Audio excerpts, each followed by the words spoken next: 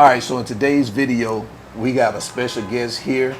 A lot of you guys may not know him, but listen, companies that he's made millions and millions and millions of dollars for know him very well.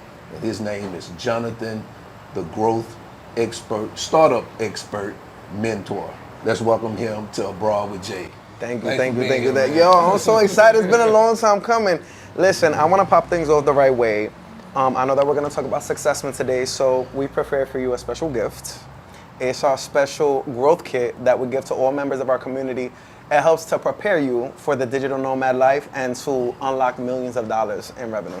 Okay, is it $1 million in here? There's not $1 million in there, but it's going to help you be prepared to do it. You can look at it now, you can look at it later, but that's for you. We wanted to welcome you to the fam. All right. Man, we ain't even 3 minutes in and I'm already part of the Succession fam. There we go. Right. So let's start off, before we get into Successment, because I know a lot of people want to know about your business. Sure. But let's start off where you're from. I'm born and raised in the Boogie Down Bronx, moved to Uptown Manhattan, and now I'm taking over Santo Domingo all day. When did you realize that you wanted to go down this path of entrepreneurship? I remember the moment. So one thing you should know about me that I'm very public about is I'm a 3-time college dropout. School was not for me. 3 times? 3 times. Tried. 3P. 3P. I tried it. It wasn't for me. But I do remember the one course that left a big impression on me when I went to Arizona State University online was the entrepreneurship course. I was like, yo, I will fuck this up. Like, this is all me. I love it.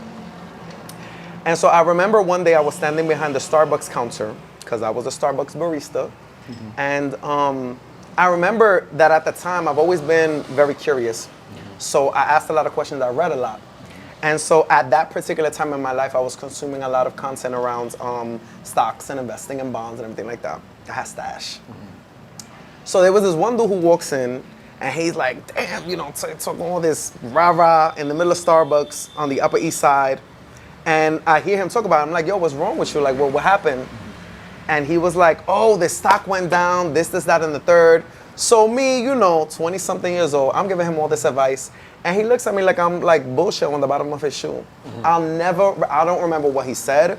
I don't remember his expression. I don't remember who the hell he is. He was a Chad, but I remember how he made me feel. Mm-hmm.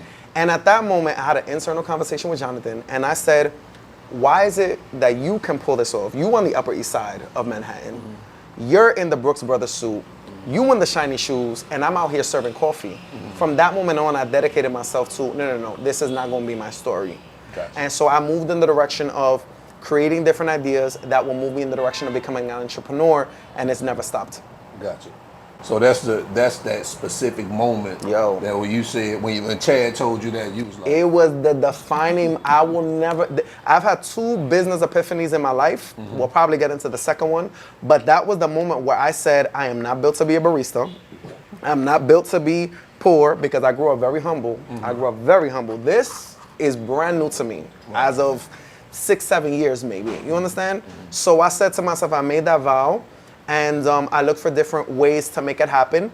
And there were steps to get there, and we could get into that. But I definitely made the commitment from that day, like, I'm not going to be poor. I'm not going to follow. I'm going to break generational curses. Mm-hmm. I'm going to close the wealth gap for myself and my family. And I'm going to move into the future. What were those steps you made to prepare yourself into that business? Okay, so the first thing that happened was I had my daughter. And as a father, your life changes when you have that little baby on the way. Right. So what did I do? I leveraged family and I went to my mom.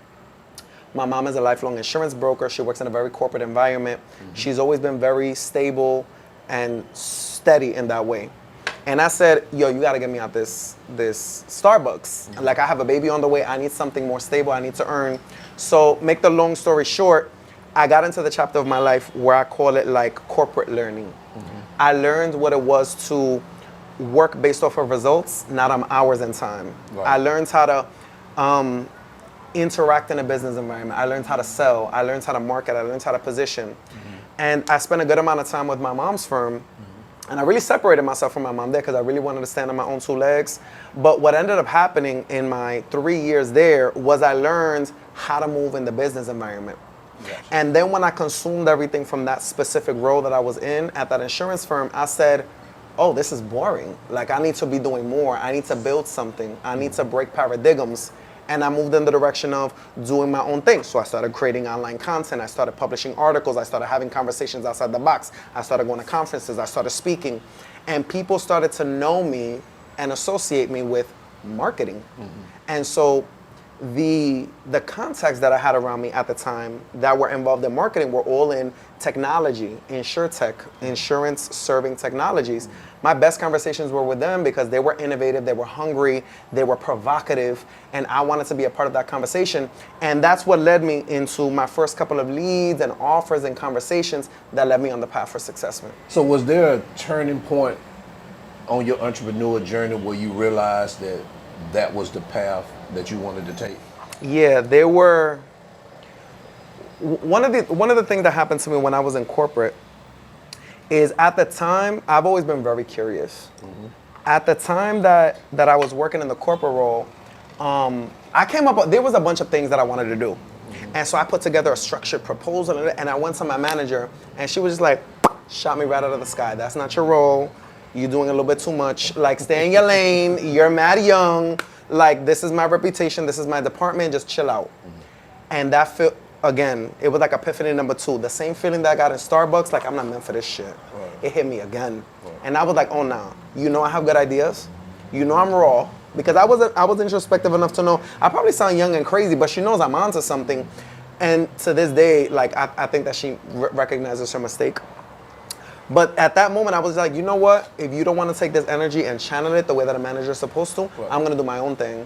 And that was in 2018. From 2018 to 2019, I was a rogue warrior in my industry. And I started building Successment. And that next minute that pushed me over the edge, when I was still conceiving Successment, was the day, you've worked corporate before, right?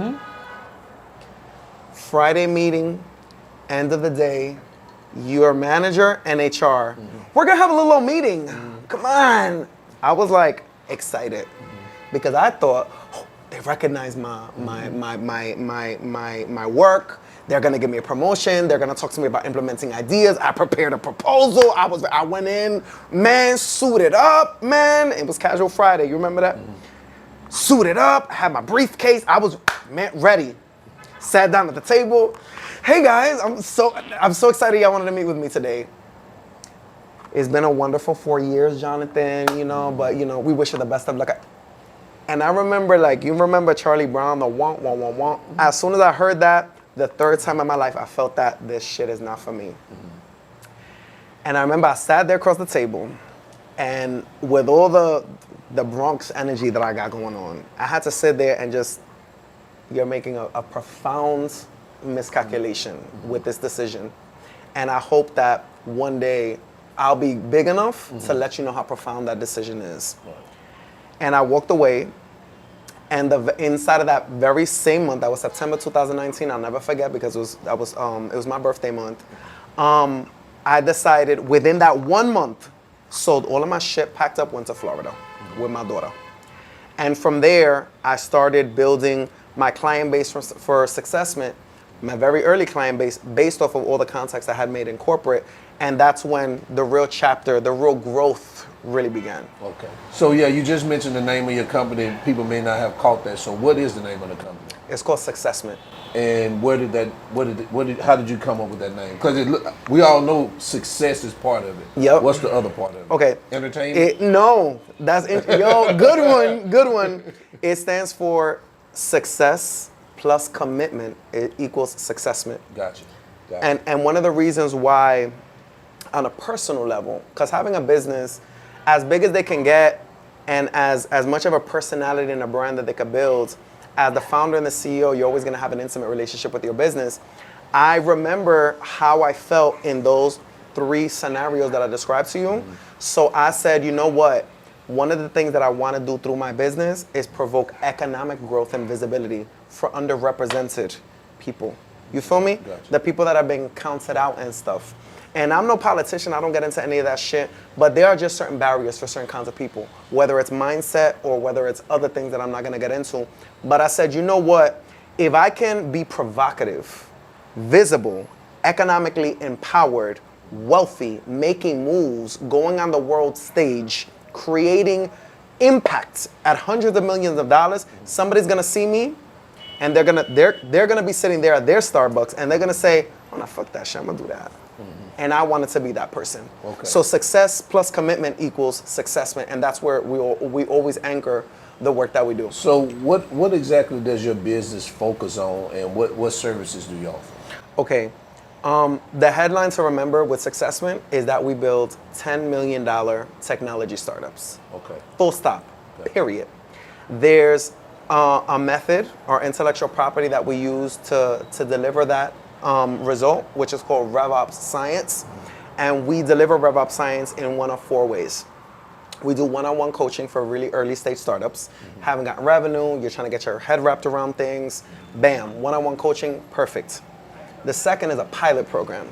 If you come to me with a pilot program, you're probably making some money, right? You want to move it forward, you're not too sure, you need some structure. So what we'll do is we'll sit with you, put together the strategy, and then based off of what the strategy calls for, because the strategy is like a recipe, we'll give you all the ingredients. We'll do all the food shopping that recipe calls for, give it to you within 3 to 6 months, and then have you deploy. The third way is a growth partnership, right? This is an advanced stage startup that's developing between $800,000 to $1 million annual recurring revenue. And recurring is important. You're gonna hear me say that word a lot. And this is where we take the recipe and the ingredients and then we cook it for you. And within 9 months, our goal in a growth partnership is to get you to your first $40,000 MRR. MRR is monthly recurring revenue. ARR is annual recurring revenue. So within that time, that's our first milestone, revenue milestone. And then within 12, 16 months, sometimes 24, we'll get you to your first million. The fourth way, and the one that fills me with the most passion, is our ecosystem building. We've taken Revops Science and we've turned it into a curriculum, right? This is now on the brink of being offered at universities. Thus far, we've had global partnerships with global organizations like Techstars, Pharrell's Black Ambition, Start Out, Parallel 18 in Puerto Rico, Boost here in Santo Domingo, Dominican Republic. And what we do is we partner with organizations that are building ecosystems of startups to do their programming, and then they subsidize our services. What is Revops Science? Okay, Revops Science.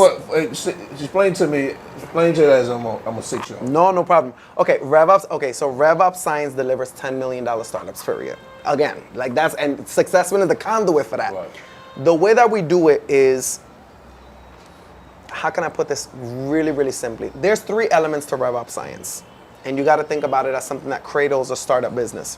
Process, progress, and performance. Right. With these 3 ingredients, if you're me or you're a member of my team, you know it's only a matter of time. If your idea is solid, if your idea sucks, can't help you. But if your idea is solid, a scalable technology business in its early stage, you're gonna grow with us. We've done it 36 times. That's $360 million net new economic revenue for the United States. We're gonna do it here in the Dominican Republic. Anyway, Revops Science is process, performance, and progress. Process is called BOOM. BOOM is an acronym that stands for begin, operate, obviate, and maximize. Begin is where we listen to our client, connect that qualitative data, we listen to the market, we get the quantitative data, and we put a strategy together. Gotcha. Strategy requires motion. That's when we operate. We get into market. Then we stop, we look back, we examine the results, and we say what works, what didn't work. Then we move into maximize. Let's maximize on the things that worked, minimize on the things that can't. That's the living, breathing heart of Revops Science. The next one is called performance. Is called the revenue growth formula. Revenue growth formula corrects a lot of what entrepreneurs believe to be true. It's counterintuitive because most entrepreneurs focus on, I need to just sell. And when you're a startup, I need to sell and I need to raise capital. And I'm like, if you raise capital, you're not a bank. Focus on a business model first before you go and start asking for money. And you're not a real estate agent. You don't need to sell all of the time. That's not scalable because you're only one person. Yeah. So with the revenue growth formula under performance, we unlock 5 pillars of revenue growth. Building visibility, building interaction and offers, habilitating, which is the third. How can we, enablement, enabling a sale. How can I enable that sale? Once I have that offer, Where does the sale take place? What's the pricing strategy, etc. Now, those three, most entrepreneurs understand very well. Right. Generating visibility, engaging with their audience, and enabling sales. The $10 million isn't in those three pillars. The $10 million is in the last two, land and expand. If I've gone through all the trouble, the time, the resources, the investment, the energy, the planning to get clients in the door, my main goal is to retain and upsell to that audience. Yeah. That's where the money is. So whereas most startup entrepreneurs, they focus on their CAC, customer acquisition costs, Successman is going to evangelize your LTV. What's your lifetime customer value? Right. Let's expand that. We got a barbershop. I got you in on the shape up. I want to make sure that you as a customer that comes to me every month spending $20 on a shape up, I want you to get the shape up and the facial and the nails and the feet and the this and the that. And that way, your customer base, customer by customer by customer, they expand their spends. Yeah. You expand your revenue base. And then based on the demographics of those kind of customers, you rinse and repeat all the way back at the first pillar. How can we gain visibility with that kind of customer? Gotcha. That's the revenue growth formula. What separates what makes your company unique in the market? We measure revenue results, right? A lot of people who try unsuccessfully, I might add, to compete with us, they're marketing agencies. Right. What the hell am I going to do with a bunch of leads? The point is to generate revenue. If I'm generating leads, visibility, I have all this social media, I'm doing this, whatever, how do I convert that? And then once I convert that, how do I retain that? Once I retain that, how do I expand that? Right. We take you through the whole journey. You understand what I'm saying? Right. You can't compete with success. We measure revenue outcomes. Gotcha. We don't measure, how many social media posts did you put? No. And same thing with the capital side. A lot of clients that come to us, they're attracted to us because of our relationships with venture capitalists. I'm an in-kind venture capitalist. I don't want to be known first as a venture capitalist because I don't invest capital, I invest services in you. So once I understand that you're ready, fuck yeah, I'm gonna take you to Techstars. Yes, I'm gonna call my friends in Tulsa and get you some, the finest black and brown VCs in the United States. Yes, I'm gonna take you here to Dominican Republic and put you in the Enlaces Angel Investor Network. Yeah, I'll take you to Puerto Rico and put you with Parallel 18. But I have to understand that you're committed and that you have a viable business plan. You understand? Right. One marketing agency is going to tell you that when they're trying to sell you funnels and social media. Get out of here. That ain't going to happen. Come on now. Yeah. So what made you interested in focusing on the underrepresented community or black and brown as your company strategy? My soul told me to do it. And I know, listen, I'm always a big fan of separating passion from profit. Can't be stupid, you know. But I saw that there's, correct me if I'm wrong, audience, but there's about $3 trillion $3 billion in the VC industry in the United States. $3 billion. You know how much of that goes to black and brown founders? 0.09%. I said, that's an underserved market. Right. And if we can serve that market, we're going to fuck it up. And we did. Yeah. So we started back in 2019 with a group of startups. And then now on our client roster, we have, like, for example, the biggest black food delivery service in the entire world, Black and Mobile, based in Philadelphia. David Cabello, $7 million. You understand what I'm saying? Yeah. So when we focus on underrepresented community, and underrepresented communities doesn't have anything to do with minority or identity, or listen, if the cards are stacked against you, right, come to Success, we're gonna bring you there because you need not only the relationships, which are always mine, kind of ace in the hole. That's not on our services list. Yeah, I'm gonna take you on a tour of my client list and I'm gonna introduce, yeah, that's nice. That's not what I want you to come to me for. I wanna make sure that you come to me ready to build revenue. Because once you build revenue, especially in underrepresented communities, your leverage with the VCs grows. Right. If you go to a VC and say, yo, write me a check for $2 million, I got this great idea, they're gonna ask you, okay, what's the revenue plan? You fumbled. If I go to a VC and I say, yo, I'm a black or Latino founder, I'm in the Dominican Republic, we're already creating $500,000 in recurring revenue. Oh, who's your friend? No, we did this bootstrapped. We're at 500,000, we know the formula to build it, we just need to do it faster with more resources. Now you're the opportunity, not them to you. Exactly. So my way to economically empower underrepresented founders is putting them in a position of power when it comes to capital investments. What are some things you saw in these underrepresented companies or businesses that differ from their counterparts? One of the biggest things that, and I don't want to sound like this crazy talking point, but you have to understand that if you're an underrepresented person, however you want to frame that, be it black, brown, gay, non-Spanish speaking immigrant, there's a certain trauma that you carry on your back like a motherfucking book bag. And I always describe it as a game of Monopoly.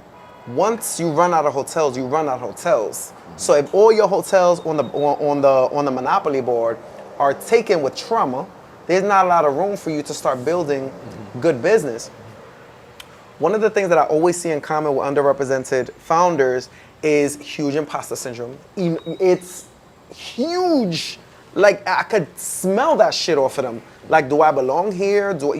And they try to armor up, and I'm just like, listen, put your gun away. Chew your food, we chilling. I'm just like you. Because I don't like that whole code switch and shit. Especially, I found out you from the Bronx and you over here talking like Carlton Banks. I'm gonna be like, what's wrong with you? Like, it's like watching that movie Get Out. It's like, there's something off about you. Like, we just having a conversation. Right. What's the real situation? Your bills are paid, you good? Yeah. You ate today? You all right? You ready to do this? Cool.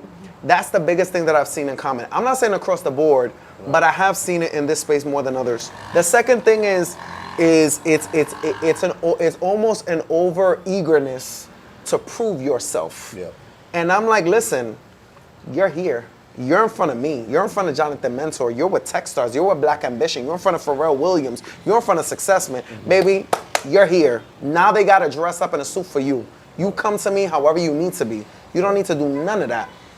Those are the two things that I have seen in common, and I feel as though I'm not a mindset coach. I don't deal with none of the woo-woo shit. That's just not me. I'm straight up revenue.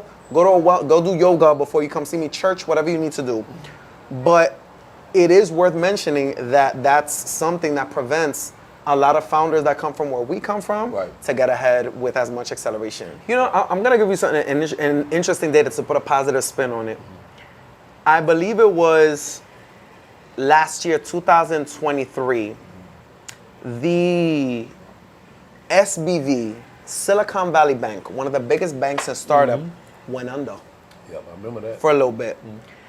And I panicked. I called my entire book of business. Keep in mind, black, Latino, brown. They were like, what are you talking about? Oh, turn on the news. What's good? No, I'm fine. What's good? We don't bank with them. We check. What I realized is the resilience of the underrepresented community. If you go to a startup community like Atlanta, Tulsa, Uptown New York City, Compton, LA, and you see the many ecosystems, and they were insulated from that whole fiasco because they started building their own ecosystem. It might be smaller, but shit, it's ours. It's something that we got. Yeah. If it's one thing that I can say that I've seen move very positively in favor of black, Latino, any kind of underrepresented startups, is that they start building their own networks. We're going to do it with or without you, baby. Right. A lot of people don't know that Calendly, one of the biggest startups in the world, is a black-owned startup. Calendly? Calendly is a black-owned startup. Wow. You feel me? And I use that. You understand what I'm saying? Yeah. So there's a certain beauty to it. Right. The beauty comes through the struggle. But that's something that I definitely see as a positive consequence of us having to form our own community and ecosystem. That's true, and I mean that started even in the music business. When you couldn't get a deal, people started their own record labels, the independent record labels, things like that. So that's exactly right. That makes sense. The resilience, that is a positive piece of it. I was reading in your bio that you have been nominated for several awards. What are some of those awards that you've been nominated for? So it's only one award, but it's big enough that it could count for many. So in this year, here in Dominican Republic, we were nominated for the World Summit Awards, which is a UN and European Union sponsored award program that basically does a big call out to all of the UN participating countries. And they say, yo, we have all of these UN initiatives, End World Hunger, energy efficiency, access to clean water, End World Hunger, gender equality, all the things, right? So what they did was they said, we're going to have this World Summit. We're going to call on all the countries in the world to give us their best entrepreneurs and their best tech solutions to our list of problems. That's what the World Summit Awards is.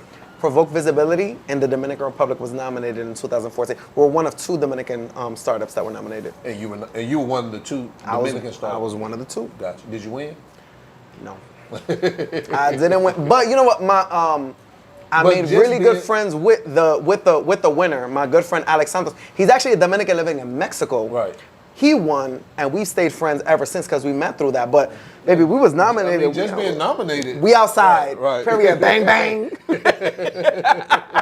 So, being a startup advisor, you also have been able to partner with global brands. Yeah. What's some of those global brands have you partnered with? Yeah. So Techstars, which is the largest venture capital firm in the world. Pharrell's Black Ambition. You know the artist Pharrell, you know? The producer. That's right. Yeah, he's a producer now.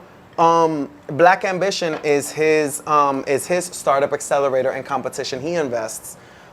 Start Out, which is the largest LGBTQ. I forget all the other fucking letters. I'm not up to date with shit. That shit confuses me. But they're the largest organization of that kind that serves that community. Parallelly Teen, which is the largest tech accelerator in Central America and the Caribbean. They're based in Puerto Rico. Boost DO, that's based here in Santo Domingo. They're the biggest tech accelerator in the Dominican Republic. Gotcha. These are some of the global organizations that we're allied with. Me personally, I'm a member of the Forbes Black Council. Okay. Forbes Black covers everything Forbes, but in the lens of Black culture. Okay. You understand? Yeah. So we outside. We outside. Right. Well, I know people want to know what you did with Pharrell, so because everybody knows about Pharrell. So what kind of partnership did you have with Pharrell and his business? So I never met Pharrell. Let's make that clear. Pharrell, I don't want to, but Pharrell is the founder and CEO of Black Ambition, right, who's led by Felicia Hatcher. She's the CEO. Right. I actually met her when I spoke on the main stage at Black Tech Week. Right. With Black Ambition, what we did is we went in last year and we did a cohort of Revops science learning for a cohort of tech startups within there. So we partnered with Cinematica Labs, right, which puts together mentorship programs, woo-woo, whatever. Shout out to Shane. But they put together those kind of programs. So Successman came in and we did programming for their cohort of startup acceleration. Yeah. So just to be clear, because people may want to know this, you just basically work with tech startups. I work with tech startups up until this year. This year, when we started introducing growth coaching, that's when we started working with pretty much any kind of entrepreneur. Because the basics are the basics. But if you want us to provide services for you, I'm not going to be irresponsible with your money and say, oh yeah, you're a fucking salon. Oh yeah. No, it's not going to work. I'll coach you through it. I'll introduce you to some friends of mine. They'll do some social media for you, whatever you do. But if you're a salon owner, you're not interested in venture capital, Right. So I need to make sure that you're within the zone of my genius so I can serve you. Or else, I'm going to be honest with you. Because you have to understand, I'm a service business. My business is only good as my last success story and as good as how happy my clients are. You understand? As long as my Latino and Black and gay and all of these clients are on their boats and buying their mother their first car and buying their granddaddy their first house and they're all thriving and getting, millions of dollars of investment while generating millions of dollars in revenue, I'm good. Right. As soon as I fuck somebody over, my reputation's out there. Right. It's out the window. So I'm very intentional about who I work with. Gotcha. So for someone who just say is a startup tech business, what would they need to work with you? Do they need to prove any type of annual revenue, or what are the qualifications? So general piece of just general business wisdom. When you invest in growth, it should be no more than 50% of your annual gross revenue. Just gross. Just a rule. Don't let anybody come and try to cut your feet off, right? So because of our pricing, and I'm gonna leave this as homework for y'all to do the math, we typically do our highest grossing service with startups that are at or around $1 million in annual revenue. Because we know that the kind of work that we do requires a runway. It requires you to sleep at night. So we want to make sure you can afford our services at that level. You understand what I'm saying?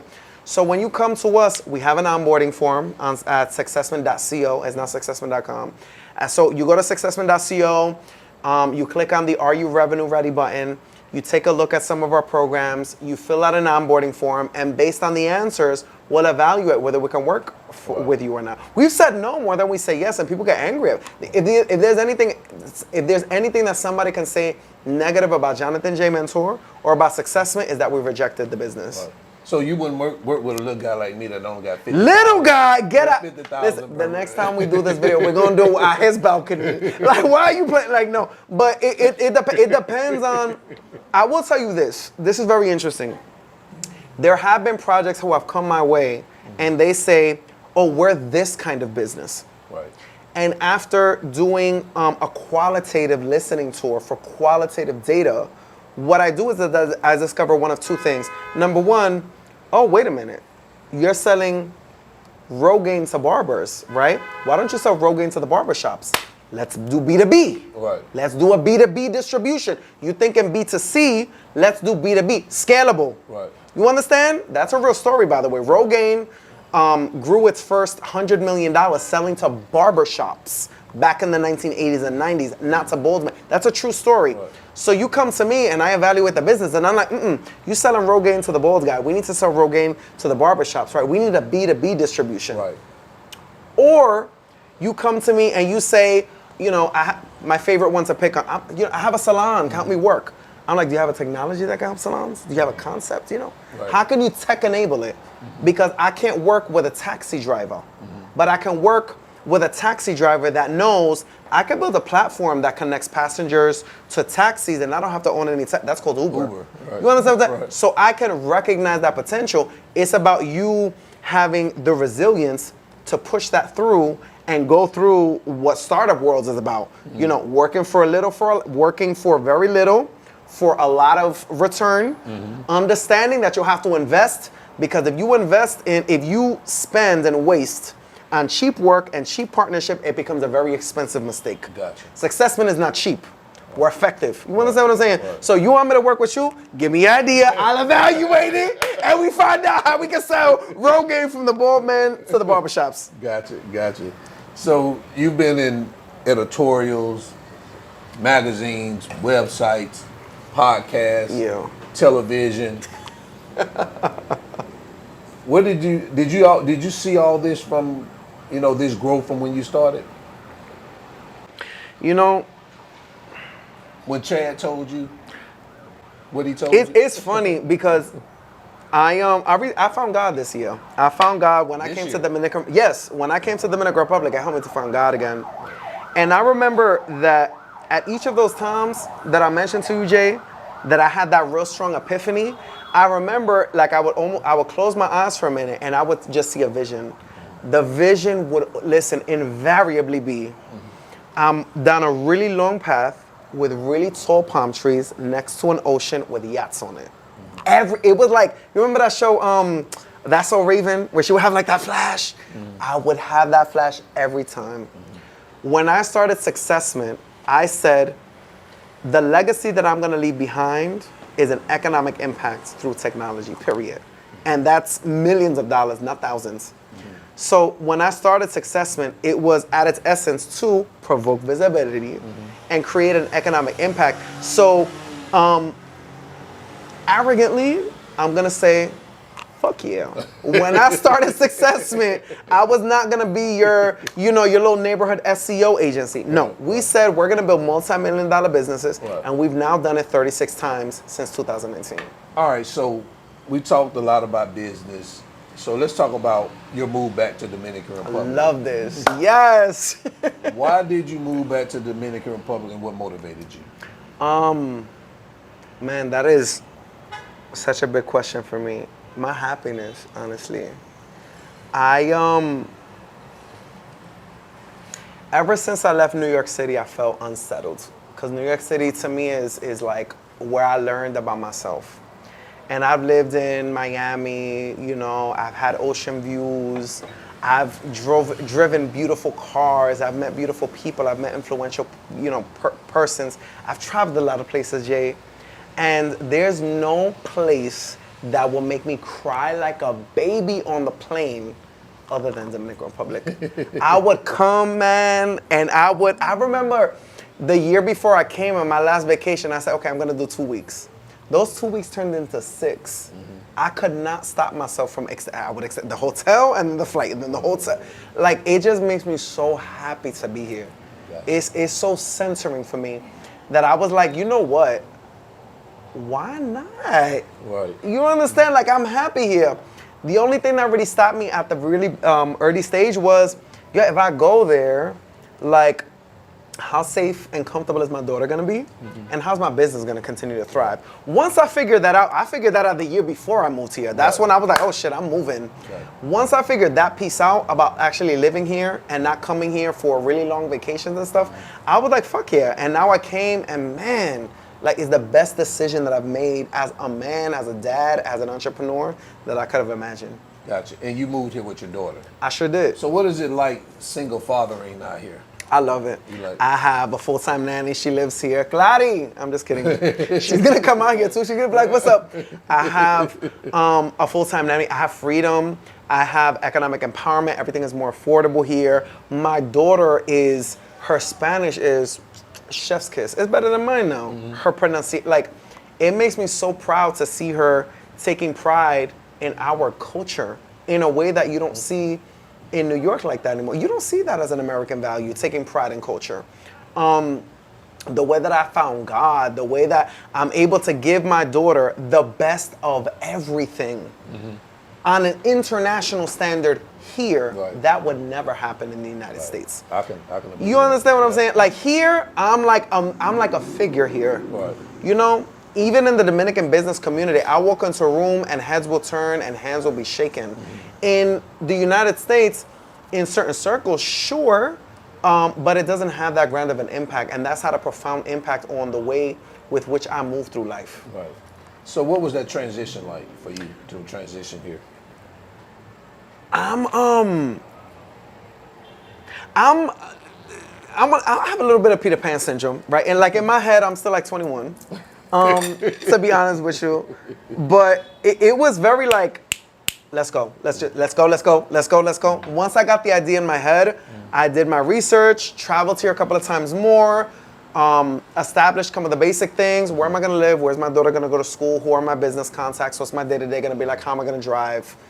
What's my budget gonna look like? Once I got that out of the way, it was like 3 months. I broke a lease to be here. Right. Not a lease, I broke my mortgage to be here. I sold my house. I left my BMW 2023 at the port of Miami, and I turned that shit in to be here. Right. This is where I want to be. This is where my soul wants me to be. This is where God wants me to be. This is where I know that I'm going to create impact. Right. Because I know that you contacted my wife, Nabarish, about you moving here. So I figured that was a little bit inspiration involved in yes. that. Listen. Or some kind of guidance. For me, to be honest, and I swear to God, I'm not saying this because I'm on his channel, but Nolveris was the motherfucking key for me. I was like, oh shit, de lo mío, coño, ella sabe que lo que es normal. Casar con un gringuito, navegando, viviendo el sueño, todo normalito. I said to myself, oh, wait a minute. If Shorty could do it, I could do it. Right? And then she's married to the gringuito, because you still a gringuito, you feel me? I was like, yo, if she could do it, I could do it. And then it was all the tactical advice that I got. Insurance and what's the price of this, the supermarket, what, like day-to-day little shit that made me feel more comfortable. And then when I got here, because again, before I moved here, I started taking really extended vacations here. And when I would do that, I started stepping away from the hotels and into the Airbnbs. I stopped going to the Zona Colonial, I started chilling in Piantini. I stopped taking Ubers everywhere, I started to drive. I wanted to see what that day-to-day was gonna look like. And every time I had a question, Nolberi, how do I, oh, medical insurance, got it. You know, like she would have every little thing. So for me, it was those little details of your day-to-day, because like you always mention, it's different vacationing somewhere and living somewhere that made all the difference for me. And honestly, like, at that time, Nolberi was the only one that was covering that kind of content that I trusted. I mean, now we have like Jamie and some other, But at that time, She was the one. she was the one who had it, and it was in English. Right. Because once you come here, your Spanish be elite, but before you get here, your Spanish is chopo. And to this day, I still kind of hold that kind of like mystique with my friends. They're like, just like, how did you do that? You feel me? And so I always tell them, you gotta watch Nolberi's channel. She'll tell you how to do that shit. That ain't me. So what's the difference between Dominicans who grew up in Dominican Americans in New York versus Dominicans here that never left the island? Is there a difference for you? The word is demagogia. I don't know how you say that in English. We're gonna have to look it up. Demagogia. When you're Dominican American, you have a strong Dominican identity that defines you in the U.S. Your Spanish, your Spanish, your culture, your music, everything about you is just you're Dominican. When you come here, you find out how not Dominican you are. Because when you're Dominican in the US, it doesn't matter whether you're in front of like gringo Americans or Latino Americans, you're mad Dominican. ¿Qué aplatanado tú eres, loco? El diablo, como que yo quiero... El flow tuyo está bacanísimo. When you come here, ay, Dios mío, que español chopo, mucho del diablo. Ay, porque tú hablas así, no te entiendo.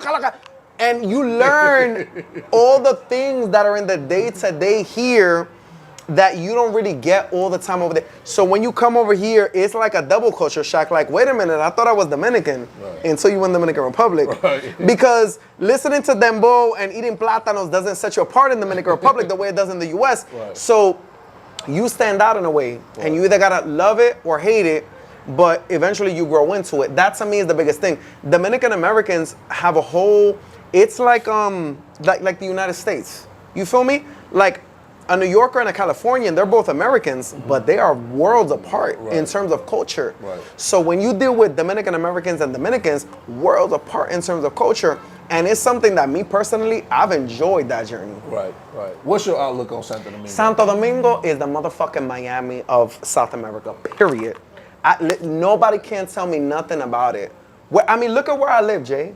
These are skyscrapers. These are neon lights everywhere. These are towers with doormen in them. We have ladies walking around with baby carriages jogging with their nannies. This is not the third world. This is the future, actually. Right. There's a huge, listen, there were some other YouTubers that are covering content about how many Dominicans are moving back. Right. After they do the Vuelta de Mexico. You know the Vuelta de Mexico, right? The Vuelta de Mexico is when Dominicans, it costs like between $5,000 and $10,000. You're here in the Dominican Republic.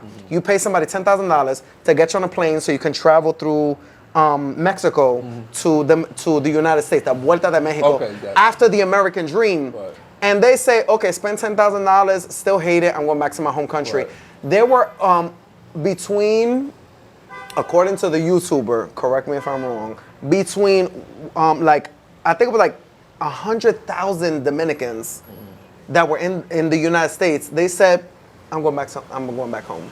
You feel me? So it's just like, I don't know what people perceive Dominican Republic to be, but it's way more closer to a Miami, especially in Santo Domingo. Punta Cana is a different world.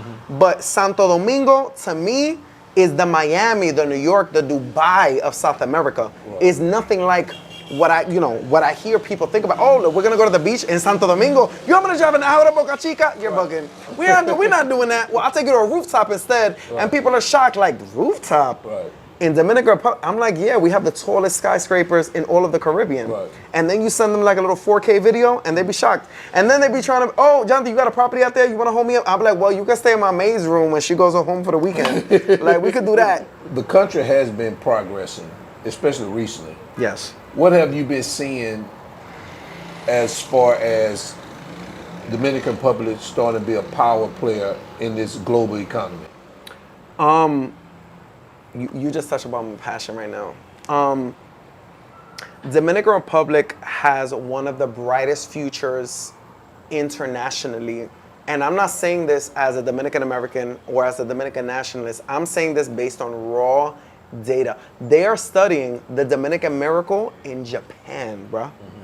There's countries that are, the Jamaican government recently went on record as saying, there's something that the Dominicans are doing that we need to learn. You read, it was in Dominican Today, I believe.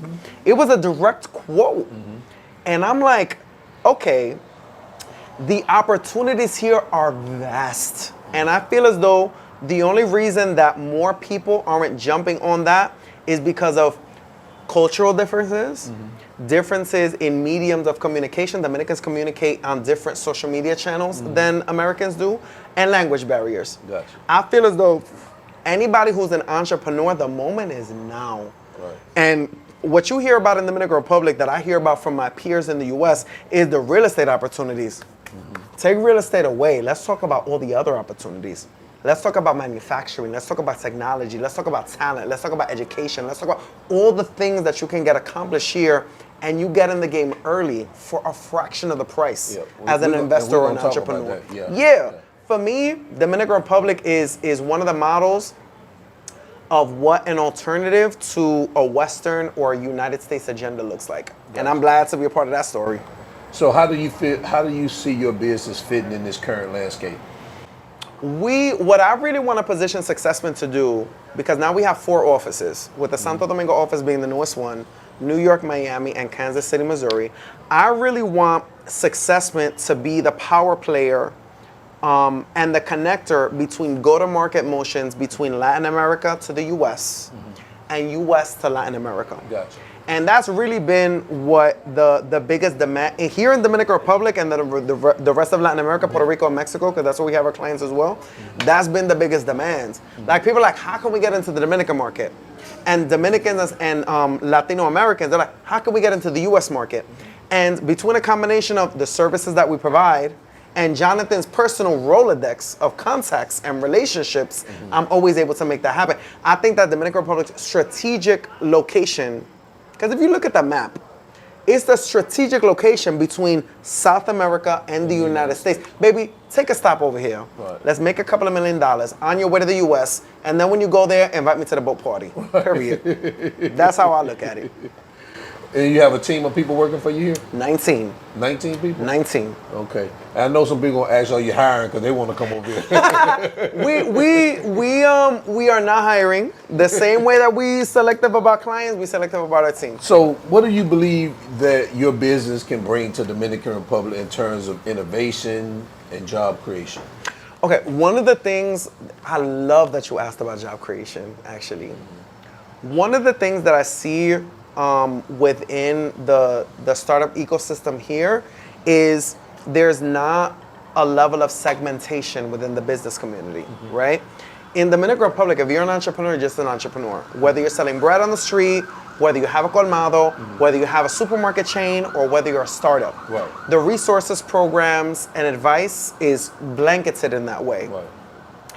I feel as though Successment can drive an economic pillar and drive the diversification of the Dominican economy by building startup and innovation via technology here. Why is that important?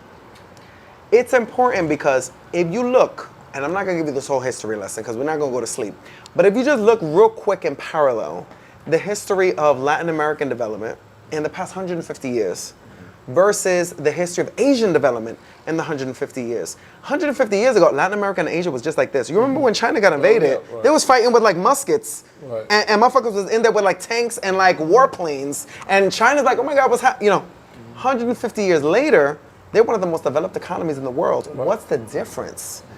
It's their focus on making technology a center, a pillar of their society and their economy. Dominican Republic has done one of the finest jobs in the world at diversifying their economy, and they're openly looking for, okay, where do we go next? Okay, we've done infrastructure, we're on our way, we have a stable economy, we have a stable government, we've done real estate, we've done tourism. How about the startup sector, innovation? In Abinader's first run for president, President Luis Abinader, he announced at the G27 summit, if I'm not mistaken, don't quote me on this, but I am positive that he mentions his plans to build Silicon Beach here in Dominican Republic, which is supposed to be a copy of Silicon Valley, or right here in the country. Right. And yeah, things didn't go the way that plans, whatever, politics is politics, but obviously there's an interest in Dominican Republic really leading that conversation. And I feel as though success meant from an ecosystem building perspective and our ability to spot startup talent and say, yo, you got that idea, come over here. Like that's gonna be the tool in Dominican Republic's belt to really build that economic sector based in startup technology here in the country. Gotcha. So what do you see the biggest opportunity for entrepreneurs here? The biggest opportunity for entrepreneurs are, it's low barrier for entry. Everything is less here. Labor's less, competition is less, it's less sophisticated. Well, it depends on what you're doing. It does depend on what you're doing. You're right. Because if you're gonna try to come in here, you competing in tourism. Good luck. But if you're restaurants, barbershop. Oh my God, colmado. It's gonna be tough. Yeah. But if you're like a digital nomad, for example, and you come here and you have a fresh perspective, a fresh spin on things that might not be so fresh in more developed economies and ecosystems like the United States, and you come here with an innovative product or system or service, then it's more easily adaptable. It's more accessible here. It's a smaller country. This is the country of 11 million people. Right. So for us as Successment, we've already been able to build relationships with, for example, MISIM, MISIM is the Dominican Republic's version of the federal SBA program. MISIM, the Department of it's the economic department. We have a direct, I can call dude on the phone and be like, yo, what's poppin'? And he'll be like, yo, what's poppin'? And we'll make a deal. The big banks, same thing. Banreserva, Banco Popular. Everything is more accessible to you if you come from the outside. So if you want to come from an overly competitive environment like the US and you're competing in these really, really crowded rooms, you come into Dominican Republic, and once you get settled and you see who's in the room, everybody's just that more accessible to you. Right. And how important do you think it is for young entrepreneurs in Dominican Republic to think outside of the borders and globally? And the reason I ask that is because a lot of times entrepreneurs here, when they think about entrepreneurship, it's comados. Yeah. It's bars. Yeah. So what is it, do you think they should, what kind of advice would you give them to think more globally instead of, inside their borders? I'm glad that you added that piece to it. Because last year I went on a press tour about Successment, and I ran into that question because I'm talking entrepreneurship, and that's what they understood entrepreneurship to be. And I'm talking about figures in Dominican media. They're just like, oh, well, yeah, colmados, what kind of, hardware stores? And this is all in Spanish, whatever, you can look it up. But I was like, wait a minute. There's a big difference between a businessman and an entrepreneur.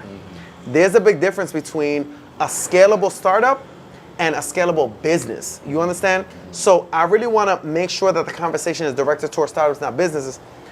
For most of the most successful, we in Piantini, this is where I live. The majority of successful young, not old, because if you're old, you could be in a number of different, if you're a young under 30 Dominican and you're in Piantini and I fuck with you, 99% of the time you're doing something technology. Wow. You're doing something remote, you're working from home, you're opening up a laptop, you're doing some coding, you're doing some graphic, you're doing some shit.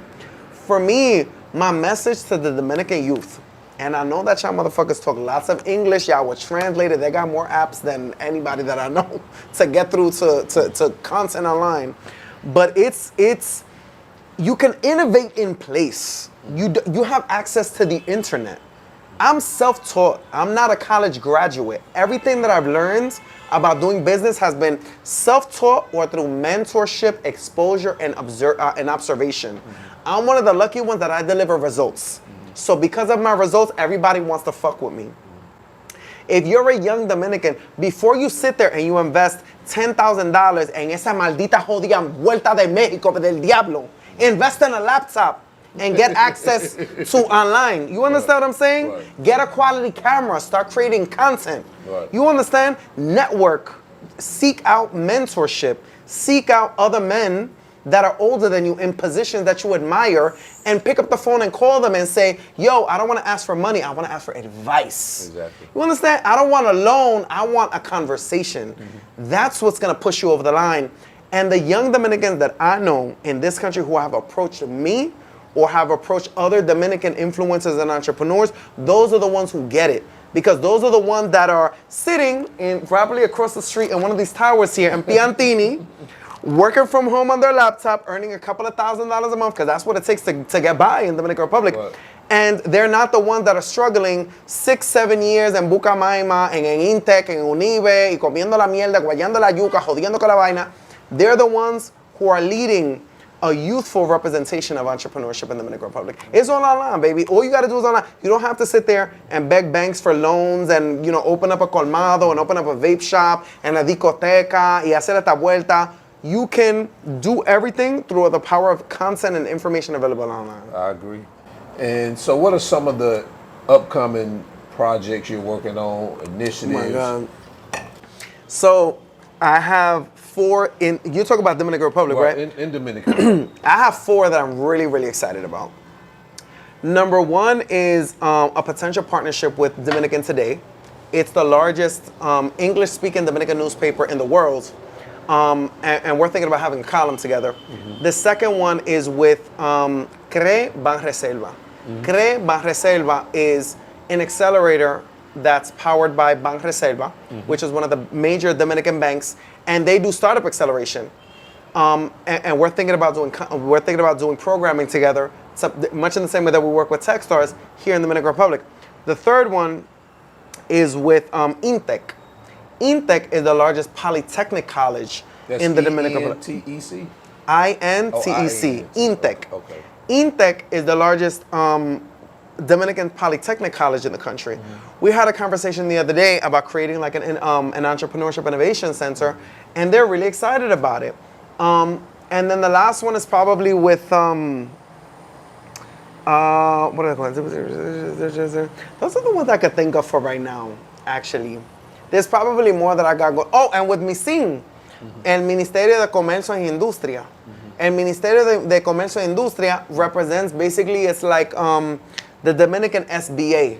Gotcha. And since we have direct relationships with them and they're interested in investing in entrepreneurship, we have a lot of conversations that I can't get into because it's government, about what can be done in the country to really unlock the barriers and really produce more startups in the country. Gotcha. So what are some of your daily habits and routines that keep you productive? I don't know. My lifestyle here is it's easy for me because I have my in-home help. So all of my meals are prepared. My house is immaculate. My daughter's well taken care of. Everything comes easily to me here, and that creates more space for me to be creative and innovative and work smart, not hard. I work 4 hours a day, 4 days a week. We have a 4-day work week at Successman. That's something that I bless my entire team with, all 19 of them at all 4 offices. You hit me up on a Friday, you're getting a personal phone call from me. What are you doing? Why were you being productive on a Wednesday? Why are you bothering me? So for me, it's about practicing intentionality.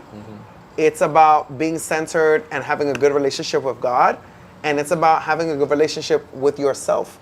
Because once you're happy on the inside, it's going to radiate out to everything that you do. So what values do you prioritize in your personal and business life? Number 1 is authenticity. You have to be authentic about who you are.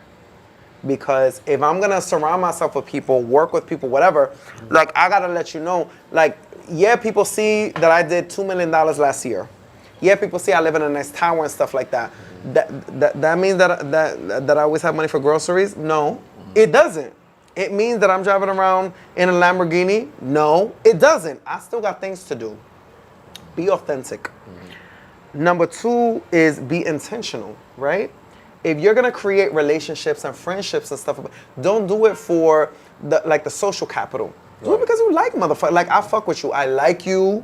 I want to chill with you. I want to get to know you. I want to build business with you. You approach me with a project. For example, our friend Jaime, right? Gringuito, Puerto Rican dude, lives here in Dominican Republic. My buddy, always trying to fuck with the Spanish. He frames a project for me.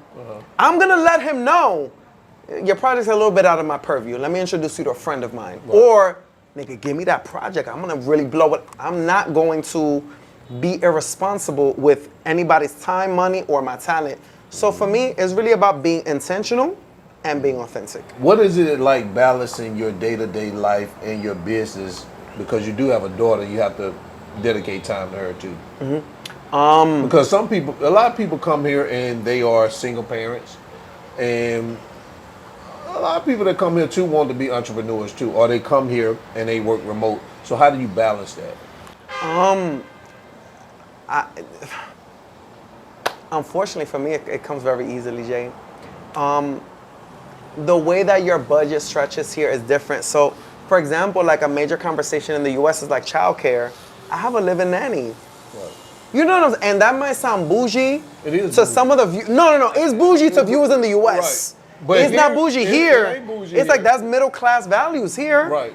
You know what I'm saying? Because I in love being bougie. me though. too. I mean, I gotta, for me, it's like, it's almost like if you in the U.S., you shame for being bougie. Here, it's like encouraged. Like, oh, you made it, Yeah. nigga. Let's go. Like shots. Where we going? Let's get cigars. Right.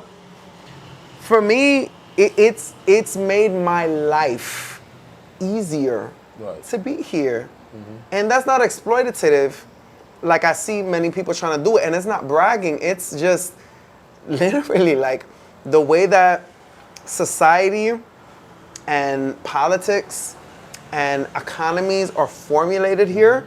If you are even a mediocre person, if you're producing anything, you're gonna be great. You're gonna be more than great.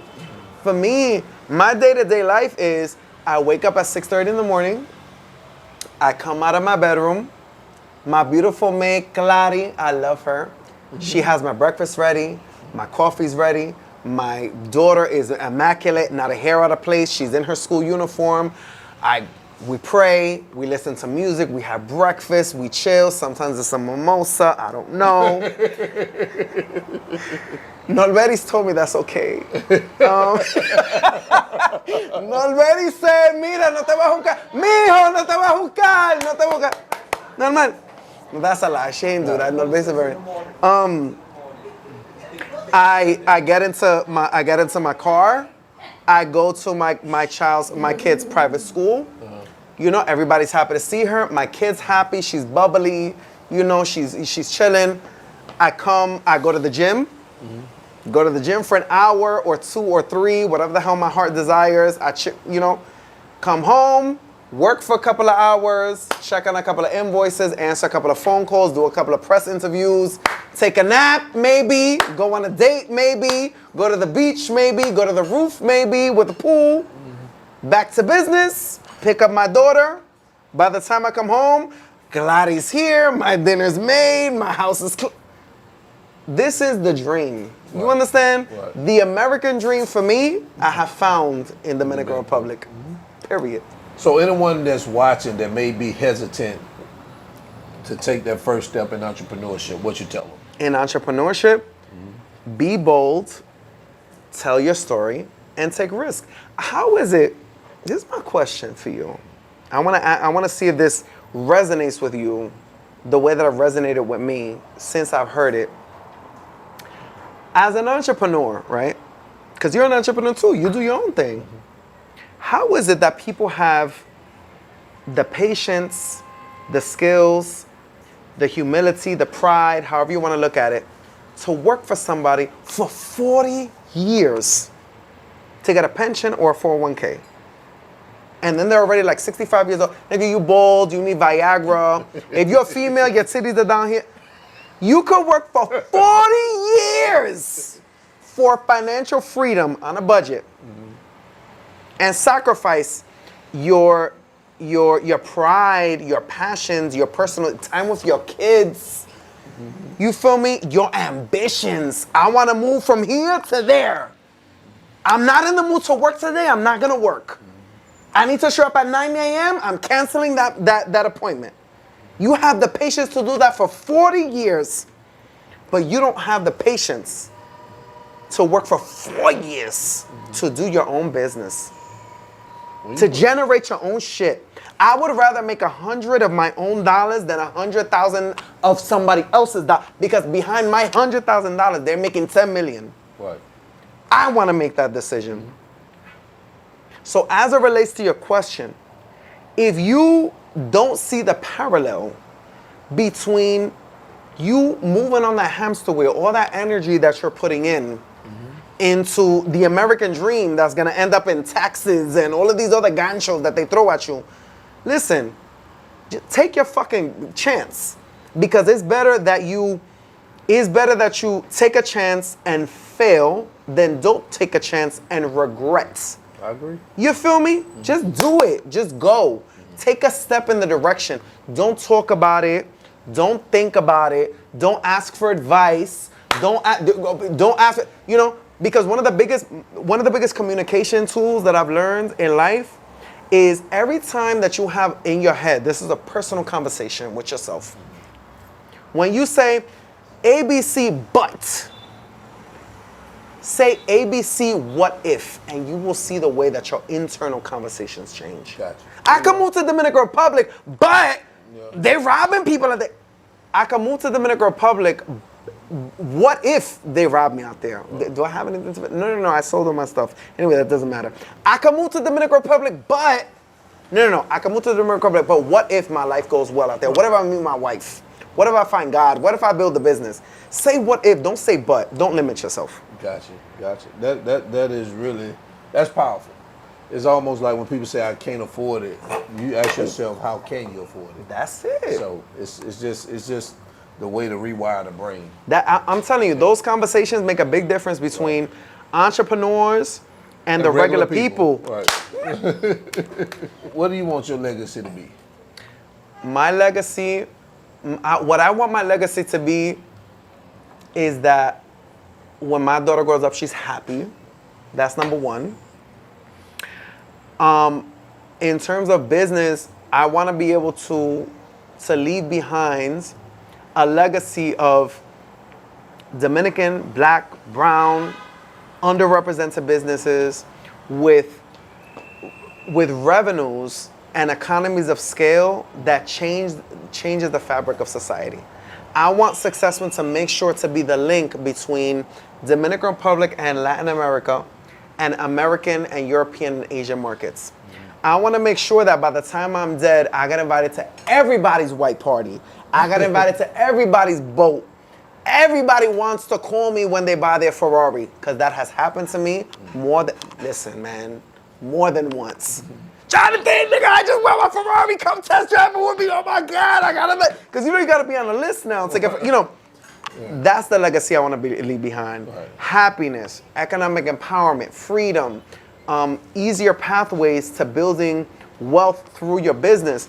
And again, like, I tried to shy away for many years from being like a coach, because I feel like that's very woo-woo type shit. Like, okay, how do you measure that? Like, how do I make a business case for investing in a coach when I can't measure none of that shit? I had to give that up for a while because I see what the outcomes are. For me, I want to make sure that I'm surrounded by people who I've had a significant and profound impact on their lives and their businesses. Gotcha. Well said. Thank you. Guys, Jonathan Mentor. You got $1 million revenue, call this guy. Do they need 1 million? No, they don't. They don't. If you under 1 million, you can come to me for coaching. If you approaching 1 million, you at $100,000, $200,000, $300,000, we could do a pilot program. Now, once you there, I'm taking my 50,000 to him to say, let go. All right, guys. So that's all I got, man. This was interesting. Appreciate you coming by, man, stopping by, and having this conversation. I think you brought a lot of value. I think people are going to really soak this in, and they can learn a lot, man. They can learn a lot. And guys, and seriously, on a serious note, if you're a startup and you're really looking to get to that next level, take your business up to 10 million. 10 million. This is the guy to call. All right. So until then, remember, always keep your goals at the forefront of your mind. Always live in the present, because that's the only way you're gonna live your best life. And we out. We about to enjoy the rest of the night. Lego. PNP and Teeny. Lego. Woo, woo, woo, woo, woo, woo. That was fucking awesome, man. For real. Je bent God aan mijn best life, yeah. Je bent God aan mijn best life, yeah. something you and me, oh. Je begon aan mijn best life, yeah. Jumping, flexing,